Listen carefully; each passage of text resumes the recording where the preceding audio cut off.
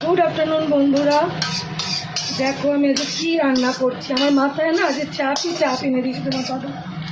এই তো আলু পেঁয়াজ কড়াই দিয়ে ভাজছি, এখনও নুন হলুদও দিইনি। এই দেখো কত মাথা এনেছে দেখছো, মাথা একেবারে এনে আমার মাথাটা খারাপ করে দিয়েছে। মাথা এনে আমার মাথার উপর চাপিয়ে দিয়েছে। দেখো মাথা চচ্চড়ি করব।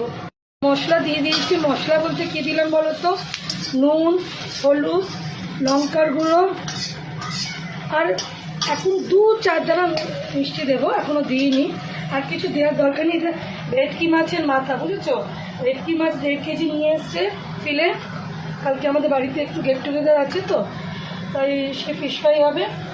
আর আমার হাতে ফিশ ফ্রাই খেতে সবাই ভালোবাসে, তাই মাথাটা কী করবো, আমরা মাথার উপর নিয়ে, কারণ ছেড়ে আসতে মাথা খেতে ভালোবাসে বলে সবটাই নিয়ে চলে এসছে।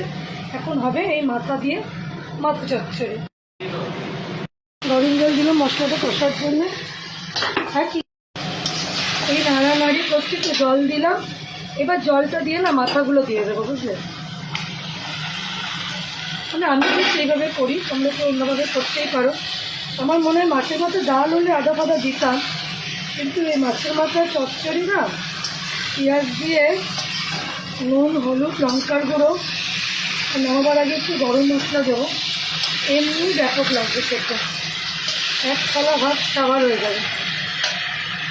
যদিও বাচ্চারা খেতে চায় না, আর আমাদের বড়দের জন্য বেশ ভালোই জমে যাবে। গরম জলটা দিয়ে দিলাম। মাথাটা সেটা হবে তো, ভাজার পরে একটুখানি রস মলার জন্য গরম জল দিয়েছি। একদম আস্তে করবো না, গাপ গাপ করে ফুটবে, সেদ্ধ হবে একটু।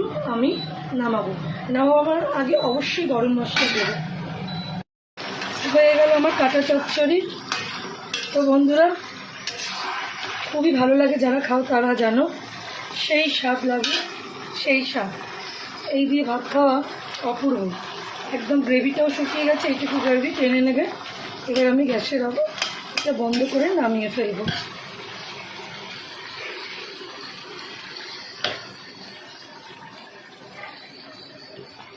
তো বন্ধুরা, হয়ে গেল 1 থালা, দেখো মাছের কাটার চচ্চড়ি, একদম 1 থালা। কেন, যেহেতু 1 কেজির উপর মাছ আছে, 1 থালা হয়ে গেল। সেই স্বাদ লাগে, সেই স্বাদ। পুরো ভিডিওটা দেখো, দেখে ভালো লাগলে একটা গঠনমূলক কমেন্ট করে যেও। সাথে থেকো, পাশে থেকো, ভালো থেকো।